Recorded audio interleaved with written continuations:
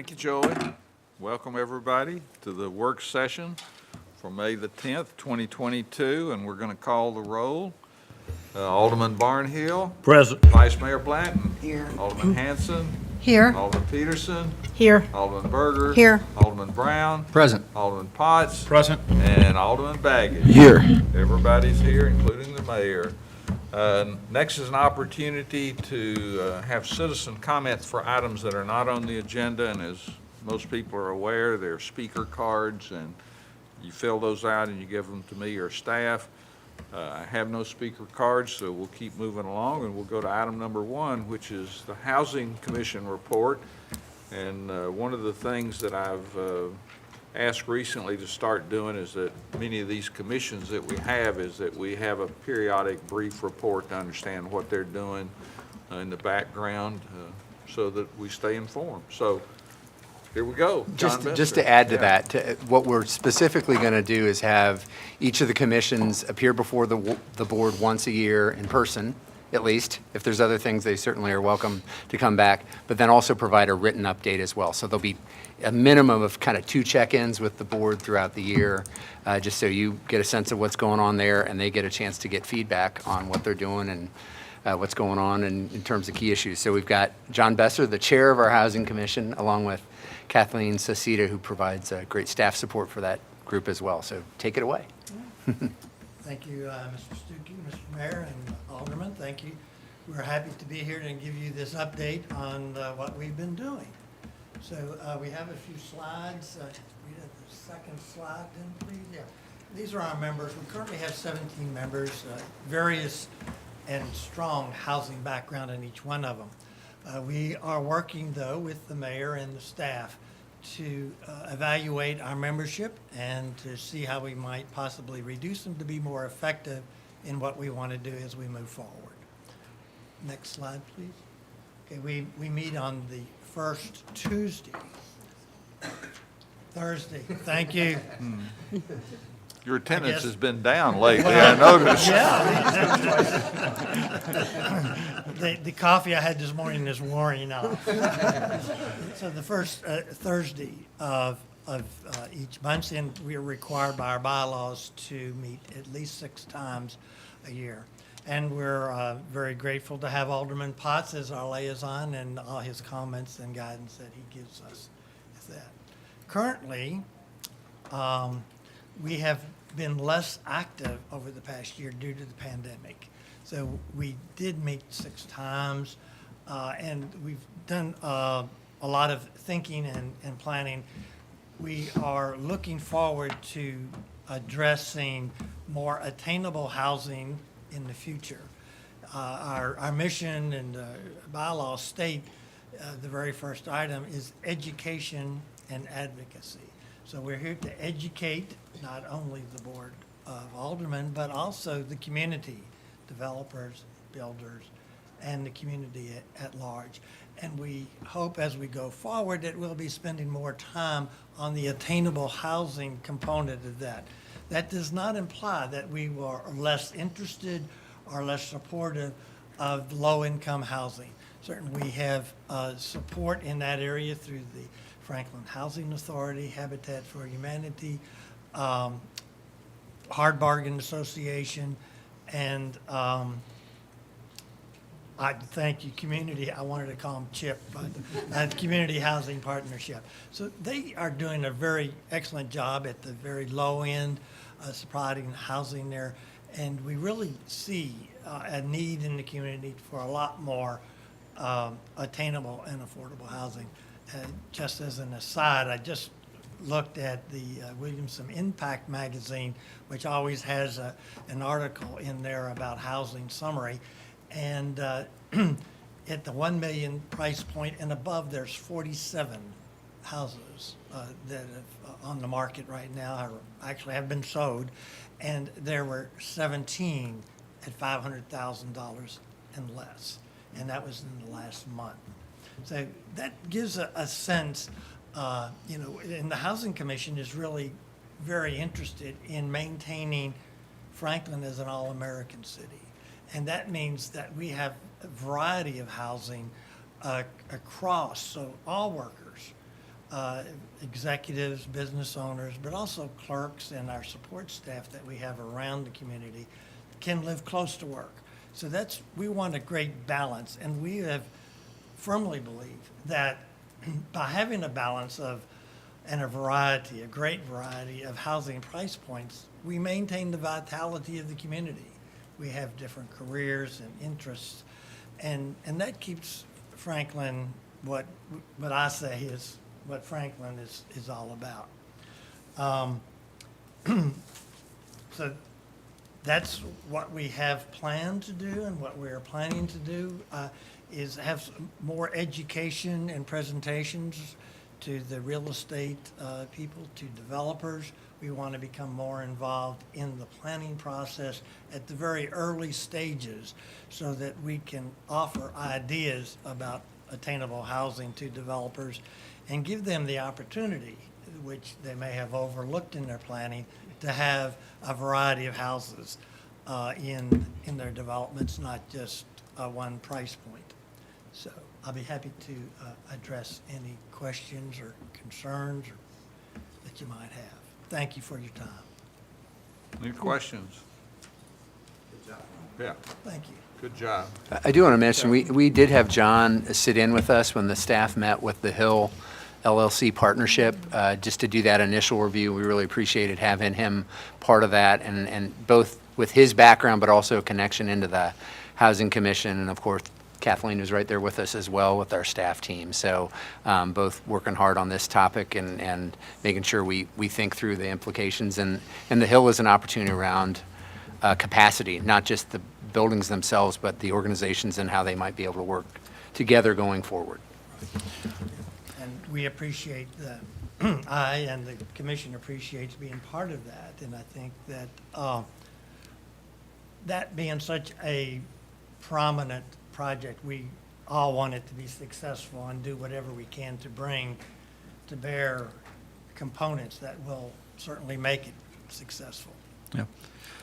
And, Mr. Mayor, I was just Alderman going, Potts. thank you, sir. I wanted to thank both John and Kathleen for the work that they're doing. It's joy to be able to come in and sit down, and I feel like we've got the right people at the table right now, and we're recruiting some new people as well. We've even talked to some individuals who haven't been able to attend about maybe rolling off and recruiting new individuals. And that part is that advocacy component that we're really looking for. And one of the things that I'm looking forward to is within our commission is having some talking points for our next driving tour towards the end of May, is being able to try to highlight some of the things that the commission can point out, again, through education. So I want to just thank both of them for their hard work and everybody else that's on the commission. Thank you. Next is a discussion of giving machine requests, and we have Carla Parker and Sarah Critchlow. Yeah, please, and the green button on the microphone, you push that to talk. I don't remember how long ago it was, but Carla and Sarah came to visit me and presented an idea, and so we've vetted this through staff because I don't think we've ever had a request like this, and trying to understand what our process would be. So this would be something that if you like the idea, then this would have to come before the board to get a vote at some point in time. So given that, I think Sarah and Carla have a presentation to make, and go ahead. Okay, thank you so much, Mayor. Grateful to be here and grateful to present this to you. Like the mayor said, my name's Sarah Critchlow, and this is Carla Parker. And my husband David and I have lived in Franklin for 26 years. We have 5 children, and they've all gone through all the schools here. Walnut Grove Elementary, Grassland Middle, Franklin High School. Our youngest son is a sophomore there. And so we just love Franklin. We love everything about it. We can't think of a better place that we want to live or raise our family. And part of that is because Franklin cares about each other. You know, it's just a wonderful community, and these giving machines are just perfect for Franklin. And just a little bit about the giving machines. In 2017, someone came up with the idea, like, how can we make it easier for people to give to one another? And the idea of a vending machine came up. where rather than going there to buy a soda or a candy bar, you're purchasing something for someone in a third world country, a polio vaccine or a soccer ball, or maybe for your local food bank, you're buying, a can of food. And so anyway, the giving machines were born. And these machines are only in 10 cities in the world. They've been in London, they've been in New York, they've been in several cities. And Carla was really instrumental 2 years ago getting those to the South. They'd never been in the South. And so I'll let her just tell kind of her experience. But these are just amazing ways for families and individuals to easily give to help people in our local community as well as internationally. Okay, so glad to be here with you. Thank you so much. I am a resident of Brentwood, but we're neighbors, really close by. Been there about 15 years, and our kids, we have 5 kids as well, and 2 of them are still at home. But happy to be here. We love Franklin and couldn't think of a better place to put the giving machines. So about 2 years ago, I've known of these machines for a long time and thought, you know what, why aren't they in the South? We are such a giving community, especially where we all live, right? We have so many people that really do serve a lot. A lot of the nonprofits that I know here in Nashville, every time I go and serve there, I'm with them. There are people from Franklin and Brentwood there serving. We just partner together.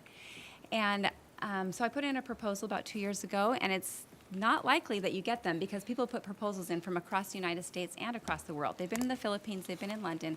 With COVID, they weren't because of the challenging time that was, but we got it. And then we had to figure out what nonprofits to put in the machine. So a little explanation on the machines, that's probably best. Last year, David Kells at Bridgestone was more than happy to let us put the machines on the plaza. They sat there for about 6 weeks. And we had 5 local nonprofits represented in the machine.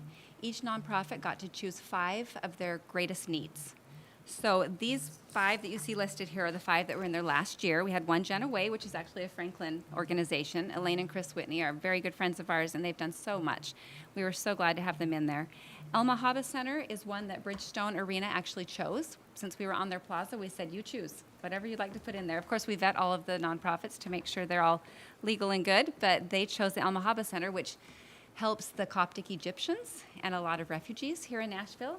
I don't know if you know, but in the United States, Nashville has the highest number of Coptic Egyptians, and it's high. So they do a lot of good for them. And NICE also helps refugees. And then Able Youth was a small nonprofit that we thought, well, they're going to feel the lift. That was one thing that was recommended to us, is to find a nonprofit that is small enough that they will feel that the donations really were able to help them jump to a new place. And then Sleep in Heavenly Peace. Sleep in Heavenly Peace, I'll just tell you real quick, a short story about them. So they help children get off the floor, those that are sleeping on the floor that do not have a bed. It's a fantastic organization. The cost of making the beds right now with the cost of lumber is $500 a bed. So it's a lot to make that. So we put in the machine for them, lumber, tools, nails, different items, and then the biggest item in the machine was a $500 bunk bed. So of the people that came down to those machines, 33 people bought a whole bunk bed, $500 in one spot. So I was just mentioning earlier, we had a young man come through, and the volunteers that were at the machine, making sure it was just working. There's nothing really to do other than tell about the nonprofits that are in there. A man walked up, swiped his card, and then he was leaving really quickly, and they thought, well, maybe it didn't work for him. Maybe there was a glitch. So they said, can we help you with the machine? Did your card not work? And he said, oh, no. I remember the day that someone bought me and my brother a mattress. I knew exactly what I was going to buy. And he said, we are so blessed we don't even realize it. And he had seen it, came down, bought a mattress, and left. You know, a lot of stories happen down there. They just lifted our community. So 100% of the money that's put in there is given back, every single penny. And that is done because the Church of Jesus Christ of Latter-day Saints will pay for all the credit card fees. They pay for the maintenance of the machine. If Wi-Fi needs to be put in, they pay for that. They make it work. So you're probably wondering, why do they do this? It's a gift to the communities, a gift across the United States and other places so that we are just stronger. There's really no catch, other than you'd be able to choose a couple of the nonprofits to go in there, those that are here in Franklin. So you'd be able to lift the community with the money that's put in. And I think that's a real blessing for all of us, to be able to give back right where we live. It's easy. Families take their kids down there. I saw the lesson happening at the machines when the kids got to pick what they wanted and then nothing dropped down. No soccer ball dropped. And then the parents said, well, look, you have a soccer ball, but someone else doesn't. So it's just a wonderful thing. So open to questions, anything. I'm sure you're wondering. So a few things. Go ahead, Vice Mayor. There we go. Thank you for the presentation. I was familiar with this because of Chris and Elaine. Oh, great. I know it was a great boost for them. 2 questions for me. Full disclosure, I am a director of development for a nonprofit, so I'm like, Yeah. our placement and partners. I think, obviously we've got I'd say our hands full, but we have a wealth of nonprofits that are incredible, that do bridge the gaps of what we're able to do with city government. And I think, that hits children and, older adults. It hits advocacy for our community. There's so many different things. So I'm interested in how you select your partners, but then also placement, because you do want it to be in a high traffic area, and just your vision for what you think that looks like. I don't know necessarily and I'll say this and I can eat my words, that downtown Franklin is probably the right place for this from an aesthetic and just local buy-in, because we have so many tourists, but that could also be a good thing. So just your vision for placement and partners. So, sorry. Go ahead. Yeah, go ahead. Okay. So I went down to the Giving Machines probably 4 times last year. And every time I was there, I was like, we need these in Franklin. It has such a community family feel. And many people that went to Bridgestone and purchased items there were tourists. And I could just imagine during the holiday season to see those machines. And so I started scouring around Franklin, where would be a great place to put those? And as I was doing it, I was thinking around the circle, and you know where FM Bank is. There's kind of a brick wall there. We could easily put the machines right there. I think they would be visible enough. They would be out of the way so they wouldn't disrupt traffic or the flow of people walking around. And I really feel like we could bring all kinds of people down to these machines. And we do want to raise money, but the money is not the only reason they're there. We want everyone that goes to those to have a good experience and to realize that they just benefited someone in a very easy way. Well, and you keep referring to holidays. Are they seasonal? So they're usually on the street from Thanksgiving till the New Year. I mean, that's kind of the season to give. They're bright red. We put some fun balloons on them, and it's a nice place for Christmas holiday kind of traffic. So as far as the organizations we partnered with, so I told you that One Gen Away was there. We asked the governor and Maria Lee to pick that. We talked to them, and they wanted something that serviced many counties. So that is why One Gen was chosen. El Mojave, it was chosen by Bridgestone. And then the other 3, we have an application process where nonprofits can put in an application. Of course, everyone wants it this year because they saw that the check was just given, and we want to see distribution of funds so that they do use the funds as they said, buy a bed with it. We're not going to pay rent. We're going to pay for the bed. So we would be open to Franklin choosing some nonprofits to put in there. Alderman Berger. Thank you. Appreciate that. So you answered my one question about the funds. So 100% of any fees or expenses are paid for. So if I give $100, $100 goes to that organization. Okay. So what does it take to get on the list?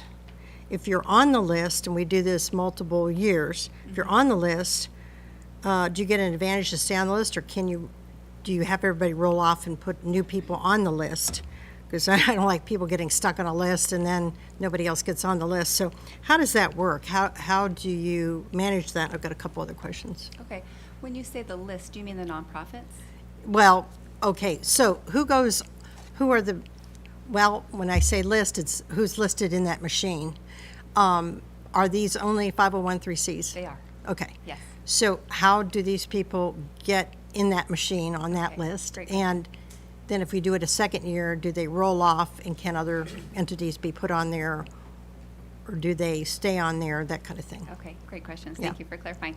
So every year, we want different nonprofits represented in the machine. These 5 will not be in there again. Okay. We do also have 2 global nonprofits in there, UNICEF and CARE. We're in Nashville's machines. That's kind of rotating what's happening in the world. But we do have 5 locals that are different each year.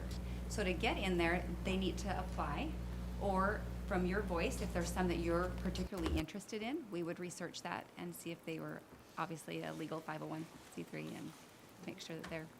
And then who selects that? Well, we do. Yeah, we have a committee, the Giving Machine Committee, and we have to make sure the items that are in there are things that people will be able to actually connect with, right? So you've got to have something in there like for example, El Mojave Center had a bag for new mothers, coming into the country, and they have babies, they need a bag. So we can put a picture of a new bag with food or items in it. The Able Youth one was a little bit more difficult because it's for children with disabilities, right? So we had a child in a wheelchair with a basketball because they could go participate in wheelchair basketball. And so we just need items from these nonprofits that are not paying rent, not something that's not, tangible, if that makes sense. Well, that's up to these guys once they get the money. That's their job. Ours is to get them the check. For a second. Who manages the accounts? Is it out of state? And who manages, where does the money go? Does it go into a financial institution, or does it go to an organization that manages that? How is that managed financially? Okay, so all of the machines, when the initiative is over, they go through Latter-day Saint Charities. Latter-day Saint Charities make sure the cards matched up with the funds that were given through the credit cards, and then the check is presented here locally. So the funds were deposited into each of their accounts from Latter-day Saint Charities. We went down to Mayor Haywood down in Nashville and had a check presentation there, and the next day the checks were deposited into their accounts. Nonprofits. Yes. And if somebody wants to give through the machine, sometimes it's hard now these days to even get a tax write-off for anything, but is that available to people? Yes, it is. So you do get a receipt. You can get a text receipt, email receipt, or an actual receipt. Okay. And it's a tax write-off. Okay, thanks. Alderman Baggett, then I've got Alderman Potts. So there's 5 plus the two international, so 7 total? Right. Okay. I guess, I really think having a big more of a say with who goes in there. I mean, that as a governmental kind of organization, opening up our sidewalks, it's kind of different than Bridgestone, I guess is what I'm saying. Bridgestone is kind of like their private company, privately owned, Right. or operated at least. For us, us looking at a specific organization or a specific group putting a vending machine on, or any kind of solicitation device on a public street, this kind of leads to that's just where my mind goes. Well, who else out there that has great hearts and great ideas? Because we're a little bit different in being a government or a municipality. So I think those are things we want to be really careful about, because the next person with a big heart and a great idea, we're going to have to talk to them about it. So I think something to consider. So that's why even making all the charities local, becomes even more, appealing. I mean, this is very appealing, don't get me wrong, but those are the things I think, and I'd be curious to your staff's comments at some point about how we go about the next big heart. I don't want that to be a barrier for us to do these kinds of things, but it's certainly something I think we need to think about, because there will be another great idea of some sort that comes along, and those are the questions. That's where I'm kind of thinking. But I love the idea. I think it's fantastic. Very innovative. Thank you. I think one thing I can promise you is your families will want to do it the second year. They'll want to find it the next year. And it can be here as long as it's supported by the community. And I see no problem in it being nonprofits from Franklin. We're able to choose whatever. Down in Nashville, we did want to include Franklin in that as well. So we did have Franklin nonprofits in there as well. We didn't want to feel like the people that are getting it all are just in Nashville, So it's spread out here. Obviously, you can tell from these organizations, they weren't all Nashville. And don't take my comments as being as a negative or as critical, but I think there's just something that we need to think about, because there are a lot of generous hearts here, Yeah. and a lot of needy hearts and a lot of need. So, but this is a fantastic, great idea. I'm again curious to hear staff opinion and my fellow alderman's opinion. Alderman Potts. Yeah, and I too, I think this is a great idea. I mean, you're combining the need that people have, plus generosity, plus technology. I think is great. So the questions that I have are more, if you will, more logistical and more maintenance driven. And part of what I wanted to ask about when I was reading this before our meeting is at the bank, if it takes up 12 feet of space, do all 3 units have to be together as one large unit? Or can you actually take those individual units if they're 12 foot by 4 foot and height, and it doesn't say exactly the depth and everything, but have you done that separately, or is it always one large unit? That's a really good question. And I wondered the same thing the first year, because Good. when we asked for them to get them in Nashville, I just wanted one. I said, how about just one? And from other cities, we were told it just doesn't get the same attraction. It looks like just a soda machine, or it looks Okay. like a chocolate bar. You know, it's not going to get the same attention. With 3 together, then you're going to get a crowd there. It just is. And so we decided it probably was not best to separate them, following the advice of other cities. Okay. They could be separated, but I think it would kind of just be not as, you know, not as much of appeal to come get a family picture and be a part of something kind of bigger. It feels that way. Okay. The machines actually aren't as big as they seem. I know 12 feet seems huge, but it really was quite compact. It didn't feel like it took up a lot of space, but it is 12 feet. 12 foot wide total. 12 foot wide total, 4 foot high, No, they're 4 feet wide, 4 feet deep. just like a regular Oh, vending machine, okay. the same height as a vending machine. What's the length? It would be 12 feet in 12 length, feet Tw- length and about 6 feet height. About 6 feet high? Yeah. Okay. And I could get you exact measurements. Okay. if you want. Yeah, I was actually thinking about another one of the alderman's comments regarding how much space is right there in that little corner and along that wall. But have you guys already received approval from the bank to access their high-speed internet, or is this where y'all were wanting to do That would Wi-Fi? be better to ask you all if you're interested at all before Oh, okay. doing that sort of thing. All right. But we definitely could, and we could figure that out. Down at Bridgestone, we had to figure out how to do the Wi-Fi as well, because when a couple of machines are going, it gets backed up, so. Okay. that's quite fine. And thinking big picture, as we were just saying, you know, looking at next year, have you already got your 3-year, 5-year plan? Like, okay, we're going to do it here in Franklin this year, and we want to go to this city, you know, this next Middle Tennessee city next year? Or do you want to return here? What's kind of the plan that you're looking at? You know, we live here, so we want it here. Yeah? It depends if the community embraces it. You Okay. know, if the community doesn't embrace it, there's a long list of cities that would really like it. Yeah. So if we only make 30,000 in it, it's probably going to go somewhere else. Okay. This last year, there was $220,000 made in the machines, which is not a lot compared to other cities. That's a first-year city amount. Other cities, they're getting into the millions. Wow. So, you know, for us, we thought, well, at least it feels like it was successful. But like Sarah said, we were told at the beginning, the biggest success is for the community. It doesn't matter the money, make an experience for them. So we had music down there, we had activities. When it was wheelchair basketball down there, we set up two basketball, what do you call them, standards, and had the kids in their wheelchairs, and then people could come get in a wheelchair and try to play against them. It was a community thing. And we can't do that here, obviously. It's different. No. Each venue's a little bit different. So we would love to have it here again. I know New York has had it at Rockefeller Center last year. They've had it there a couple years in a row. It just depends if the community embraces it. So I guess my last question is, and our streets department does a phenomenal job in and around our square, but do you have a team of people that would come weekly, or how does the maintenance and, you know, making sure that it's cleaned and well-stocked, what's the schedule like for that? Yeah, so we had lots of volunteers. No shortage, and actually community volunteers too. People you'd be surprised, can we help, can we help, can we help? So we had someone that would check on it every day, morning, during the day. We actually had it staffed until about 6 o'clock at night. And the reason really is to make sure they can explain it to people. We didn't really approach people to tell them to come to us. We were just there. I say we because I was there a lot. But as people had questions about what was in the machine, we could say, oh, have you never heard of One Gen Away? Let me tell you about it. But there were no problems with the machine. We had one time that a coil didn't drop a card. One time in 6 weeks. So there wasn't really any maintenance on the machines.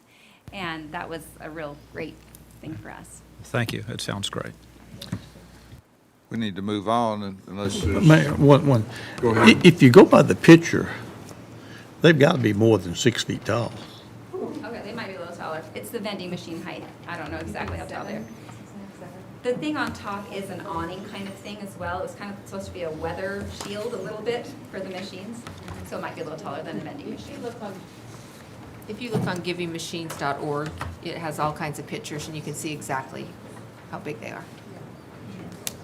Okay. It's Nashville Giving Machines. Why can't I remember? GivingMachinesNashville.org. You guys sync that up well. So I'm sensing there's enough interest from the board. We'll spend some staff time to develop something for you to authorize this and address any other questions you might have. And if you have others that didn't get fully addressed here, let us know. But as the mayor said, we don't have any specific element in our code or in existing regs that kind of fit this. So we need your direction on if you're comfortable with this, and then how we might, if there's any other conditions or structure you want to add to this. Let us know, and we can do some additional staff work as well. But before we went down that road, we wanted to get your feedback up front. So you just want to put them up from Thanksgiving to Christmas? There's 6 weeks at the end of And the then year, pretty much. then they're gone? We just have them in a storage locker in Brentwood right now. I think it's well worth looking into, and, you know, it's, you can try it out, and it's a very short period of time, too. So, but I think your idea is, this is a great thing to do. Have you approached Brentwood? We didn't see a location there. Like this, I guess maybe because at Christmas time and during the holidays, we all come here. You know, there's a lot more to do here in Franklin Than it is in Brentwood. Brentwood. You go in Brentwood, you go eat there, right? You go down and eat, but there's not the same kind of feel. You've created a community of unity through the events that you have here, and I think that just one more thing would also. Yes. Okay, thanks, ladies. Thank you. How about item number 3, Resolution 2022-29, a resolution declaring that the city will adopt the third-year annual action plan for community development block grant funding for the city of Franklin, Tennessee. Good afternoon, CDBG once again. This year marks the third of the 5-year consolidated plan through 2025. We have not received our letter from HUD yet determining the amount.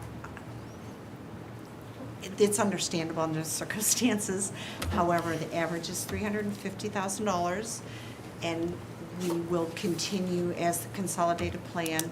We stated we will continue with public facilities, some emergency repair, CBDO, if we find developers that are willing to work with us. It's really a formality. It has to be in HUD headquarters by May 28th.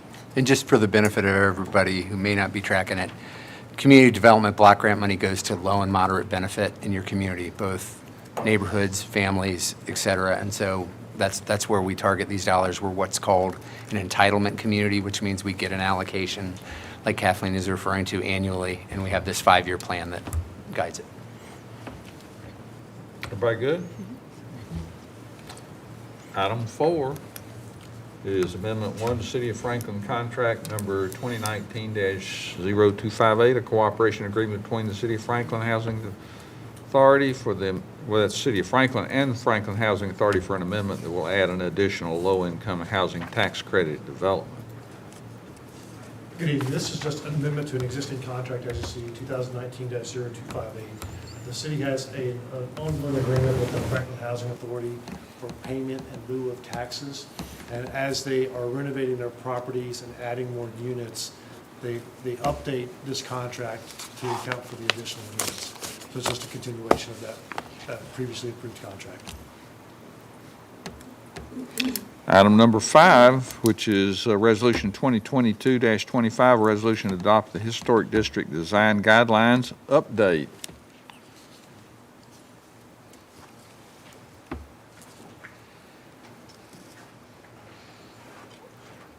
Hello, everyone.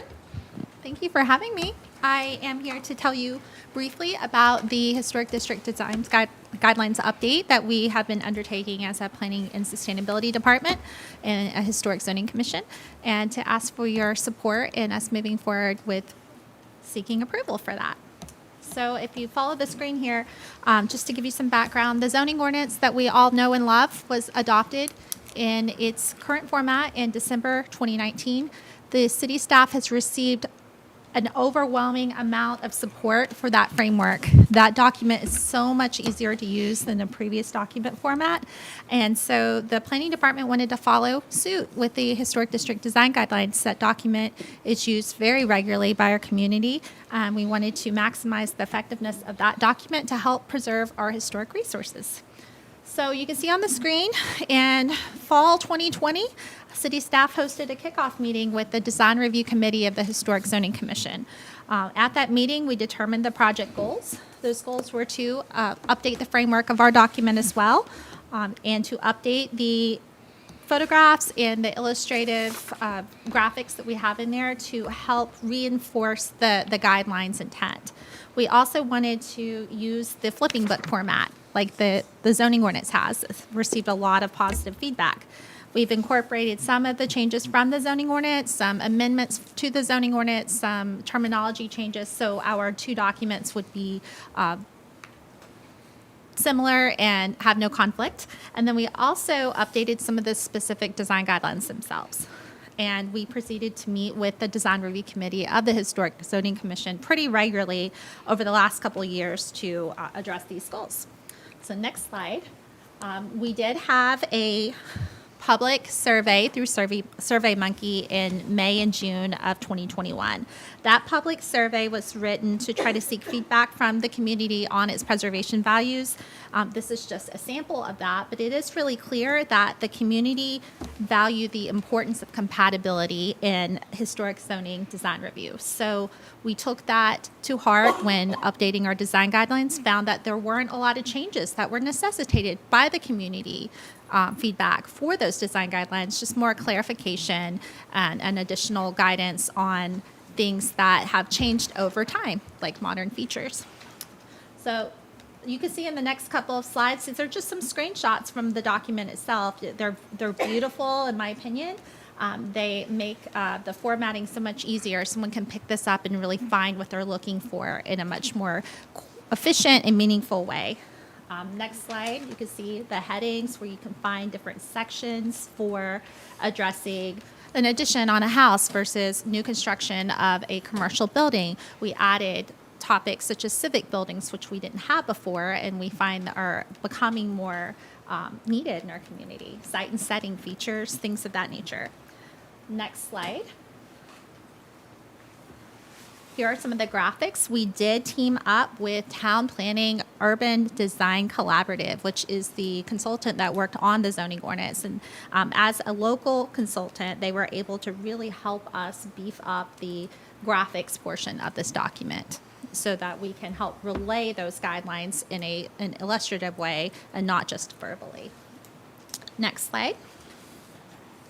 So using those project goals, and you can go on to the next slide too, this is just another example of some of the good work we've put into that document, but working with those project goals and that public survey feedback, we also had an open virtual neighborhood meeting to get some feedback as well, offered several open office hours days. You can see all the different types of signs we posted in the community to advertise not just the survey, but the draft of the document, which we released in October of last year. We received a lot of feedback on the draft and had meetings related to that draft and released a final draft in March based on the feedback we received. I thank you all for attending these meetings and providing that feedback. I know Alderman Berger provided some really meaningful feedback to us directly. Utilizing that feedback, the final draft was presented to the Historic Zoning Commission at its April meeting and received a favorable recommendation.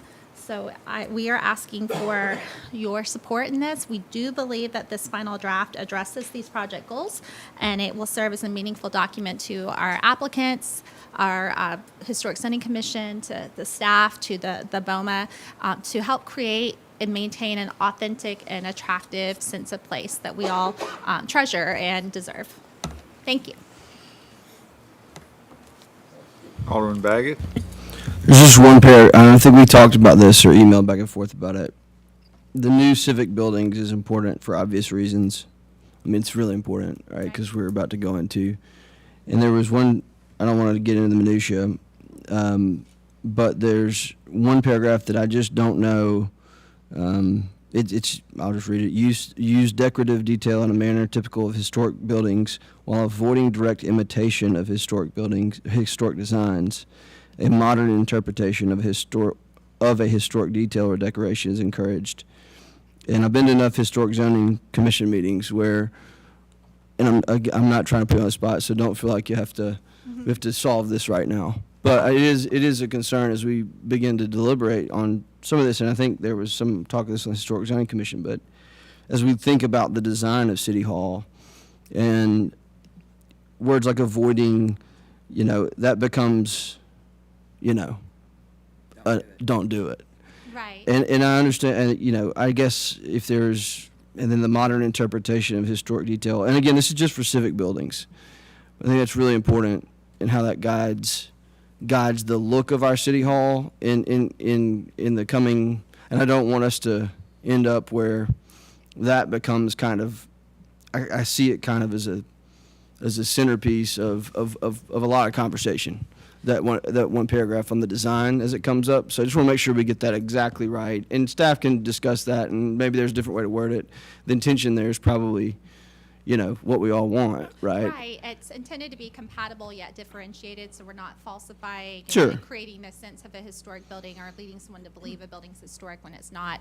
I actually think that I amended that paragraph. I'm wondering if you were accessing an older version of the document. Maybe it's the one on the website, so Okay. I'll look at the I will newest check that one. out and make sure. But I did get that comment actually from one of the historic zoning commissioners as well. So my intent was to amend it. I just Sure. want to make sure it is. But here's what amended. happens, and your point is well taken, because normally I hear a lot on Historic Zoning Commission, well, we want to differentiate it from looking historic. But what I know about on the square is that no one wants it to be differentiated by looking, we want to make sure that Settle nicely. settle nicely, and it can, but you understand. So We absolutely do. we'll circle back And I offline, will but make sure that that was something that was addressed. It was intended to be. thank you. Thank you. Alderman Berger. Hey, Amanda, thanks. Yeah, I had a couple comments before on that, but one of my biggest concerns in some of this was the crowding out of the sidewalks, because we bring everything up to the sidewalks, and we have a tendency to want to do that. I think around town a little too much, and make downtown sort of recreate that in too many places in some ways. But speaking of historic guidelines, an example I can think of is over there near the Franklin Transit, and they have an area to pull in for their bus and everything, but the buildings next to it are so close that when you're walking down the sidewalk, you really feel, you feel like this building's just towering over you. Yes. And you don't feel good. I feel like I'm in a tunnel.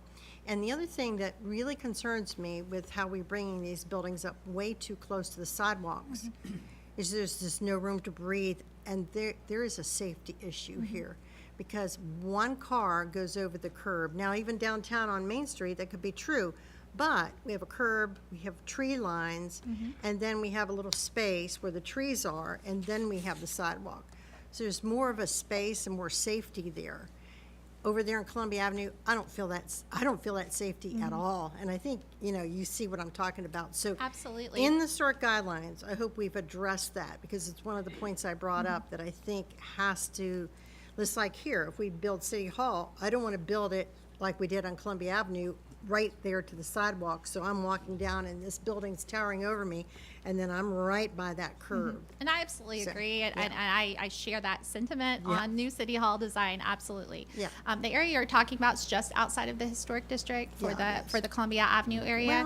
But we did update some of the guidance, It's the one design block. guidelines to reinforce the zoning ordinance, and the zoning ordinance really does set a lot of those setbacks. So I can't speak to it exactly for specific areas at the moment, but I can say that the zoning ordinance would address the setbacks, and some of the ones that you've mentioned on Columbia have been readdressed in Yeah. the most recent version of the zoning Of the ordinance. ordinance, yeah.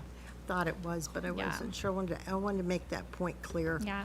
Is A it- vibrant downtown needs space for people to walk and to have does. outdoor restaurants and to really attract people. We were Exactly. really fortunate to hear Bob Gibbs, a retail marketing specialist today, talk about how we're doing such a bang-up job in downtown on some of those things. So we don't want to muddy the waters in Yeah, any I don't way. feel that at all on Main Street around, but I just want to make sure. Thanks. Thank you. Item 6. Thank you. Thank you, Amanda. City of Franklin contract number 2021-0219, professional service agreement with Barge Designs and update to the Parks Master Plan. Thank you, Mayor. This is just an addendum to the existing master plan from 2015. We're seeing that with many grants at the state level, they're requesting that you update a plan every 5 years. So this provides us an opportunity to let's look at our capital projects, let's update where the parkland impact fees are, and anything else we may have in there. I'm happy to answer any questions. Item 7. Go ahead, Alderman Peterson. I do want to say that whenever you're getting stakeholder meetings, then, you know, we found from 5 or 7 years ago that we didn't need to wait until it was already completely done before we really let a lot of people know about it. This, and I appreciate that. This will be more of an update of currently what staff is doing. But when we do the master plan, probably in the next 3 to 4 years, exactly right. I think there's a different manner in which to bring the public in, and especially with the social media and being able to do that in a different way. So thank you for that point. This really gets at project phasing and structure that has been updated as we have done our 10-year capital plan a couple times since we did that We have. original Parks Master Plan. And you know, I was just thinking, we now have the sidewalk along 96 East, you know, which has been Yeah. so great. We have some It great wasn't, connections. it wasn't one of the things that it really quite fit in parks, but it's really It's worked still well, hasn't it? connectivity to Yeah. other destinations. You're Yeah, right. So thank you. Thank you. That's all. Thank you. Okay, how about item 7, procurement award to Landscape Services, Inc. of Nashville, Tennessee, and the total estimated annual amount of $403,200 for mowing and related contract services for certain city parks and certain other city-owned properties for a term of award for the Parks Department Purchasing Office procurement. Blah, blah, blah, blah, blah. So we needed to go ahead and terminate an existing agreement from a bid that was awarded a few months ago. The good news is that we still had a valid bid to the next bidder, the next lowest bidder. They're able to take on this work and be on the job within a week or so. So that's what we're asking you to do tonight, is essentially award to LSI, which was the next low bidder. And the sooner the better. It's on both agendas so that we can get them on the job. Alderman, So this terminates and goes to the We next. we have already terminated. Okay. We did that on your behalf. And now we are, you're executing the award of that bid to the next low bidder. do you have something, Alderman Sure. Jordan? After looking at this, my advice, opinion, and suggestion would be that I really don't like doing this for 3 years. But I understand that we might get a better price by doing it for 3 years, so I get that. But I think we're going about this the wrong way. I think that after looking at all this and reading that, we need to break this up. We need to take a serious look at not doing one massive contract, because I think we could probably get a better rate if we did break it up. And you could take, I'm not suggesting how you do that, but you could take for an example, you could take the smaller jobs and put all the smaller jobs together, or the parks, or the historic areas, or however it would be reasonable and feasible to take a look at these and maybe break them up into 2 contracts, maybe 3, I don't know. I don't know if that's a reasonable thing to do, but maybe 2 for sure. I think doing one massive contract gets us in a little trouble here, because it's a massive job, and there are not that many companies out there that do them, and when they do, then we ran into this issue. So maybe having, maybe I would ask that you take a good look at that And I really don't feel comfortable doing 3 years, but I don't think we can do anything. Well, Because yeah. it's in the contract, so we're sort of stuck with it right now. And that's okay for the next 3 years, but going forward, I would just ask that you have the discussion. Yeah. That's a good point. And that maybe you bring us back some ideas so we can, just hear a possibility of maybe a better way to do the contract. This massive contract is just, to me, a little unsettling, okay? Well, yeah, we'll certainly look at that. It is a 3-year contract. That's how we bid it. And we We have to do it obviously now. show we held the Yeah. vendor accountable, and we'll do that Sure. with this now and in the future. Sure. I understand the logic of what you've Yeah. asked. We don't know how that resonates in the market, and that's something we can look at and see how that might, our Exactly. different needs might fit with what's out there. Yeah. And that's something we always try to look at. There's a bidding strategy that we sort of look at in terms of aligning the work with what's out there in the market. And so that's a good point. We'll look at that. Not sure how that plays out. I'm And not that's something either. we can examine and Yeah, learn, and look as at. I said, I'm not sure. Yeah. And if it doesn't play out, it doesn't play out, but I think we have to seriously take a look at that. I would feel better with 2 contracts possibly, and it may turn out that it costs the same, or maybe it's a little less. I wouldn't think it'd be more, but anyway, who knows? Thank you. Go ahead, Alderman Barnhill. I would say partially to what Alderman Berger is saying, but I will tell you, LSI, from what I've seen and what I've experienced, is more than capable of handling this right here, because I see them everywhere. They're in my neighborhood, and they're in that neighborhood almost every day doing something. So I'm pretty sure you will not, I don't think you'll experience with them what you experienced with the other. And they'd done this work for us previously in some configuration Yeah. and performed acceptably, so.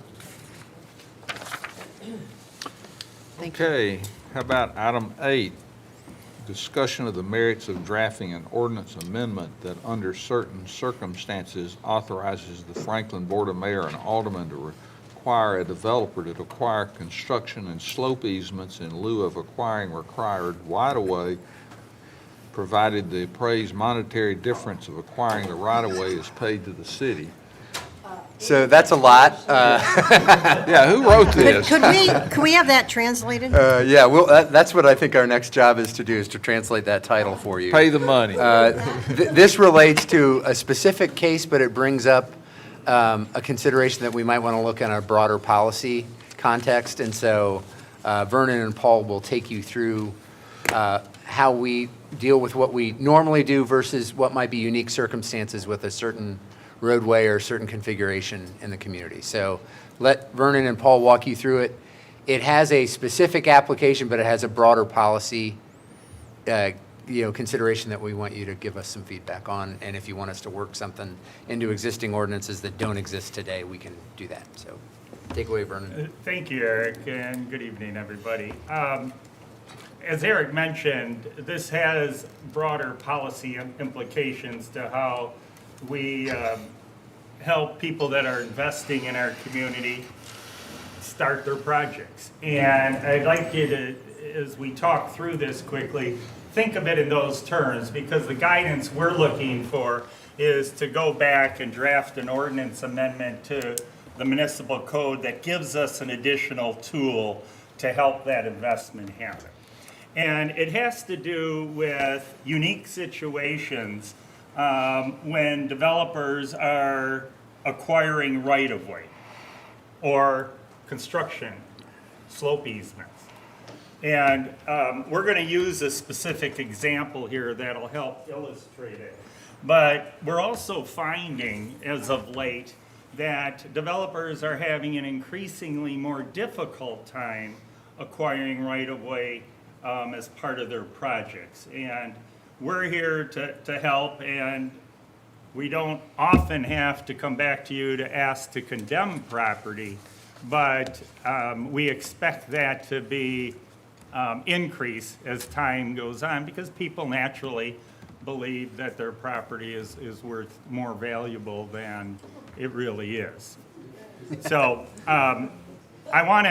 so the concept here is that if there's a unique situation in which a property owner or area of the city does not require a developer to acquire a right-of-way, that we can at least have them pay their proportionate share. Otherwise, that they would have to pay when they had to acquire the right-of-way. So I'm giving you a picture, and it was in your packet on the screen. It is Old Charlotte Pike across from West Haven. And many of you recall, we went through a study with a lot of the property owners. The Board of Mayor and Aldermen recently approved Hamilton Place, a residential neighborhood in that area. And as part of that approval, the developer is required to improve Old Charlotte Pike with 2 11-foot lanes and 4-foot paved shoulders. And those 2 11-foot lanes and 4-foot paved shoulders equal 30 feet. But the right-of-way that's shown in the black lines there on the screen is 30 feet. However, our minimum standard for right-of-way for this type of road cross-section is 50 feet. And we would normally request the developer to acquire the 50 feet. I had gotten involved, Cliff Smith, the developer, is here in the audience, and to help work through this process, and have spoken personally to Scott Gentry on multiple occasions. Scott is willing to give a construction and slope easement, which really is the red line, green line, to allow for the 4-foot shoulders to be put in place, maintain the rural cross-section, which would require regrading the ditch, the drainage ditch, and then slope back up to his property. And that's really why we're looking to create this tool. Mr. Gentry, as you know, has asked to be removed from our urban growth boundary to maintain the rural context and the transition from the county to the city. The Short family is likely to be developing their property. Their property is already located within the city. But nevertheless, the developer that's proceeding is required to improve Old Charlotte, which in this case is Mr. Smith and Hamilton Place. I want to share this illustration to add additional context. This is an aerial, and the Gentry family's property is on the left, and the Short family is on the right. And you see where my cursor is, there's the fences that are there on each property. The Short's on the right, and the Gentry's on the left. And coincidentally, those fences are 50 feet apart. So that would be where the right-of-way we'd want to acquire. And I explained to Mr. Gentry, we won't touch your fence. We'll just asking the developer to acquire the right-of-way up to the fence, 10 feet, and we'll have him write you a check, and then we, the city, will maintain the grass there. He said no, he'd still rather have give a construction and slope easement. So the proposed amendment that we'd like your guidance on proceeding with drafting is that when we have a situation that has certain unique characteristics, that we would ask the developer to pay the difference between acquiring the construction and slope easement to what it would be to acquire the whole right-of-way. And then we would retain those funds for future projects to acquire right-of-way. Essentially, the developer pays its proportionate share as they normally would. But it's also, we'd write the ordinance so the board has to make that decision. Because there is some risk that if the city ever needed to acquire additional right-of-way, here or when we applied this, the chances are the property's gonna be more value. And we would base that difference on the appraised value. So, hopefully I explained it. Paul, did you have anything to add? Go ahead. Alderman Baggett. So in this situation, what could we not require? Are you taking the in lieu of on both sides in this situation? In the Old Charlotte situation, is it in lieu of for both 10 feet on both sides, or is it in lieu of, so, because you can acquire the right-of-way on the short Yeah, side. they can. Yeah. Is that going to be acquired? We would prefer always acquiring the right of way. Sure, right. Because that's what we normally require, and developers. But you could do half. I mean, on this situation, the ordinance, I guess the question is, the ordinance allows for enough discernment to where if they could go ahead and buy it now, we Well, go ahead and buy it, and if they After we draft don't, want- the we don't want ordinance, to, yes, then they I don't, mean, okay. Yeah, we don't have an ordinance that allows us to get something in lieu of at this point. Understood. That's what we're coming to you for. So this way, there's not, I would like for them to be able to buy the right-of-way on the short property, but Right. not have to buy it on and they the would. Gentry side. You would, Okay, you would. Right. Yeah. Go ahead, Alderman. So this is similar to the sidewalk fee. It would be similar to that, correct? They're going to put in money instead of acquiring to be used on a future project, just like our sidewalk fee works. If we don't put in a sidewalk, they pay that amount to be used for a future sidewalk. It's the same thing on this, correct? Yes, we would want them to, and we're going to come back with more clarity on the ordinance. I know we had talked about a previous project, to make sure that that fee is paid. That way that developers are always paying their proportionate share in some form. And that's really the key to avoid having a myriad of questions and requests coming forward, that it's very predictable and we're being fair to everybody. But we also recognize there's unique situations. And that's more oftentimes when I get involved to try to help navigate solutions. Some maybe not I've so got good. Alderman Berger, and then I've got Alderman Brown, and then about I've got that. Alderman Barnhill. That'll work. All right, so let me get this right. So we're asking to pay a fee in lieu of a right-of-way that's actually not required of them? It is required. It is required. Because I thought I heard you say something different in the beginning, and I thought, no, that can't be true. It is required, It is. because we always require the minimum width of right-of-way. And in this instance, it's 50 feet, which coincidentally is where those fences were placed. And So over another, history, sometimes there was an expected, Yeah. understood right-of-way, and that's why those fences were there. But we haven't been able to determine it. so since they don't want to be disturbed on that side, on the Gentry side, so then they will pay that fee in lieu of that. Is that Yes. correct on that side? And then they construct the right-of-way, they do the other side, and they do a development. Right. Is that correct? Yeah. Yes, that's correct. Yeah. I mean, 'Cause you and I we talked need about the that one time. construction and slope easement to do some grading and to get on the site between the pavement and the fence. Okay, We won't touch the fence. right. And that's where the construction and slope easement need to come in play, because there has to be some regrading done. And so- Essentially, in lieu of having to buy that right away, they're just gonna acquire the easement and pay the city funding for future. For future. Acquisitions Yep, that we right. need to do with this Heard road. that before, yeah. Okay, got it. Or other All right, roads. got it. I just had to clear that up because I thought I heard something different at the beginning. I thought, Maybe, and that's a good question, when we do capital projects, many times we acquire, depending on the topography, acquire slope easements from property owners, even though we don't need the right-of-way, but we know we need to slope and make it a transition from the roadway we're working on to their property. Alderman Brown.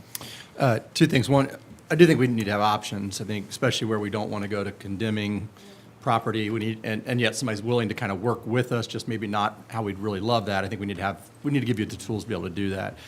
Did I hear you right, though, that you said, similar to the sidewalk, we would vote each time whether to, please tell me no. Okay, good. No. Okay, no. thank you. We need to. I would really like for there to be a- clarify yeah. the amount and ensure that fee's paid, so it's administrative. Yeah. And it's automatic. It would be great to not keep bringing those to us to vote every time, whether we're going to take in lieu of or not. That would be great. I love you. Let's change the sidewalk one, too. Yeah, we're working on it. Updating that too. Yes. Alderman Barnhill. I think my questions have already been answered, because I was looking at this as purchasing the right of way, but only getting the slope easement out of it then. And the difference in that comes back to the city. Yeah. Yeah. So I don't know that I have a problem with that, given that many choices. Good. Well, let's talk about something easy then. Thank you. How about a discussion regarding ward boundary updates? So a few months ago, we brought this to you as a conversation starter in terms of where we are with existing ward boundaries and with now the updated federal census numbers. We need to update those boundaries so that we more equalize the population per ward. And the reality is, all of our wards grew, but some grew more than others, especially in the case of Ward 3 and Ward 1. So we need to readjust those lines to make those more equal. Some of the other broad guidelines that we tried to implement as we developed an initial option and then talked through some others was, of course, we've got to equalize, so that's step one, because that's what's required of us. You know, it doesn't need to be exact numbers, but they need to be in the range. So I would say 20,000, 21,000 range per ward is probably around the target we'd want to get. Logically, we wanted to keep neighborhoods together. We also wanted to respect kind of natural geographical boundaries, whether that's a major road or, you know, the river or different things that just sort of naturally created separation between different areas of town. If there are just logical breaks there that would be easy to understand or explain to the public as we look at how we've set these up, and that they just make sense overall. So we'll sort of walk through what we have for you and then be glad to take any questions you have. I have with me Chris Robinson, who works with our GIS system. Chris is very talented and worked on these and can come up with lots of different scenarios if you'd like. But we'll start with where we are. This is where we are today. And again, we've got imbalance that we need to correct, and we need to get around a 20 to 21,000 population per ward. So this is where we are today. Option one is what we presented to you last time. The hashed out areas are the areas that we, in that initial cut, and this was a staff cut, just to get the conversation started, we moved some areas from Ward 4 and Ward 1 into Ward 2. We used Murfreesboro Road as a boundary between Ward 1 and Ward 3. And then we made some adjustments to Ward 4 to add some population there and kind of eliminate the kind of thin line out to West Haven from downtown and make that a little more of a pie piece than a barbell, if you look at the shape of it. And so that was just an initial cut. This is what we showed you a couple months ago. And then Chris and I did sit down with each of the ward aldermen individually to just get some feedback.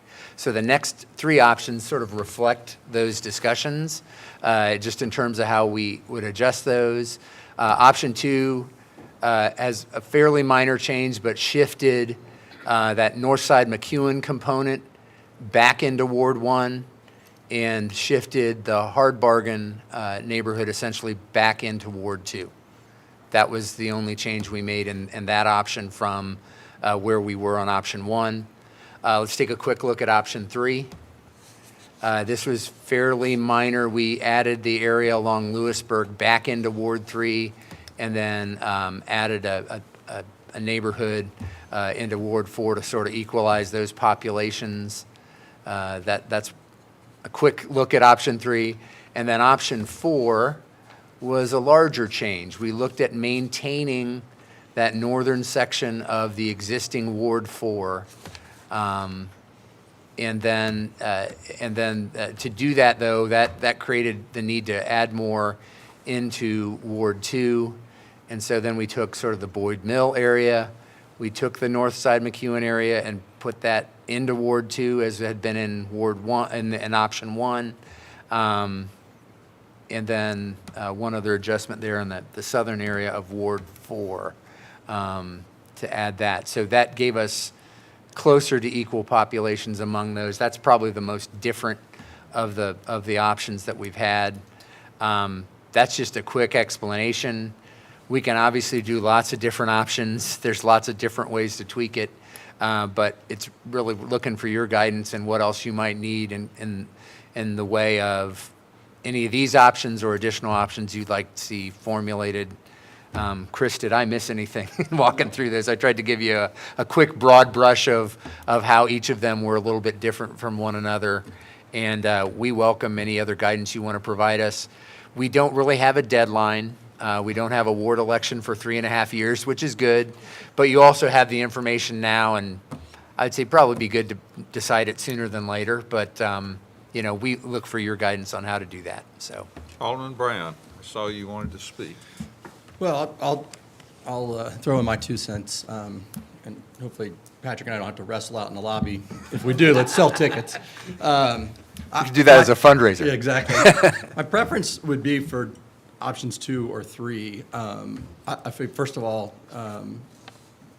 very happy and want to keep Hard Bargain within Ward 2, feel very, very passionately about that. I think number 2 and number 3, they just have a really nice, clean divide on them. I just think it's not jumping around back and forth across 96. It actually makes a nice contiguous flow all the way over to Franklin, past Franklin Road, over into that Mallory Station area.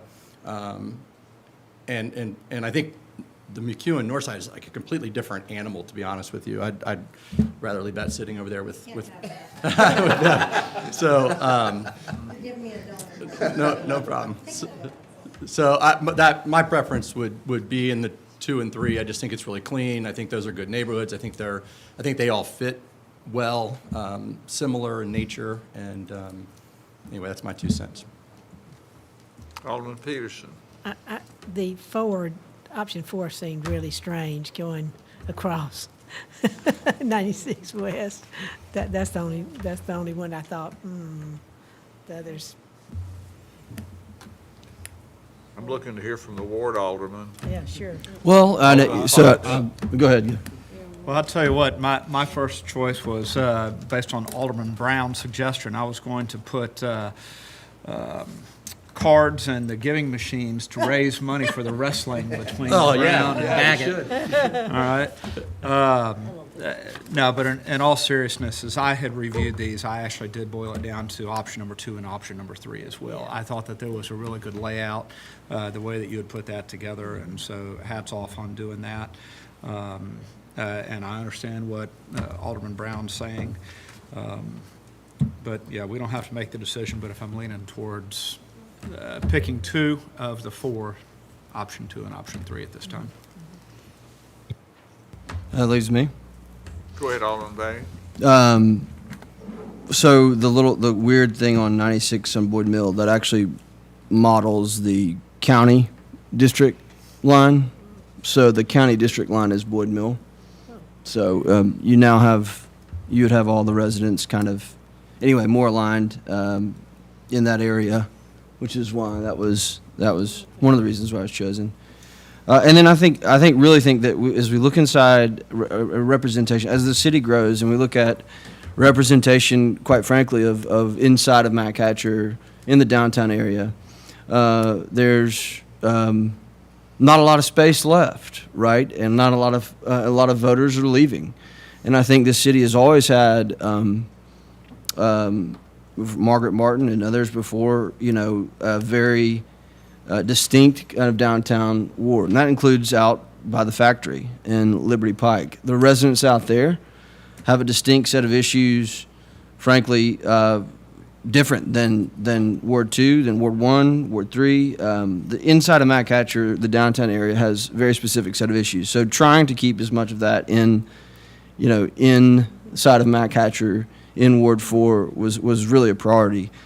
So I'm happy to say that option 4 is probably because of me. So that's why it looks so weird. But that was the heart behind it, was trying to keep as much of downtown with those specific interests, and they're very unique set of resident issues. And as we split those up among the wards, I think it dilutes, not that although other ward aldermen won't do a fantastic job representing them, but I think this city has always benefited from a strong representation with the inside of Matt Hatcher. And that includes up Adams Street, which number 3, if I had to choose between 2 or 3, 3 would be it, because it kind of starts to fill in the downtown kind of mess that is there. or lines that have been somewhat, crazy. I have to describe my ward as two pie pieces because it's like the center has been eroded away, and then I've got all this out, and so this is kind of starting to fill that in. I would just say that the folks, as we look at shifting, as long as we keep the hard line at 96 on major roads, we're going to have lopsided wards. I know we can't look into the future to make these kinds of decisions, but we also can kind of look into the future when we make these kinds of decisions and understand that there is growth and development happening in other ways, and so we can make some decisions to get to equal numbers, knowing that that is where growth's going to be. The other thing is to go out west and go into West Haven. I mean, that's not what, no one wants to do that either. But, I mean, we're limited to have downtown representation. And I'm going to be a strong advocate for that because I think if we don't maintain that inside of Matt Catcher, anyway, obviously I feel passionate about it. Two, I think is not. I lose the Adams Street's not included, which that confuses them. I just think that somehow finding a way to keep as much inside of Matt Catcher in Ward 4 is good for the downtown residents and for the folks that live inside of Matt Catcher to have stronger representation. Not that Matt won't do a great job, but the reality is he's got his voter base and his votes are in Fieldstone Farms and out north. I mean, that's where most of the voters are. And I think that the keeping as much inside of Matt Catcher in Ward 4 is what I would hope. So, but if I had to pick one, it would be 3 or some version of 3 where we kept as much inside of Matt Catcher in Ward 4 as possible. That would be okay, I think. I think we'll stop there if it's okay and break, and we'll see you back at a few minutes after 7.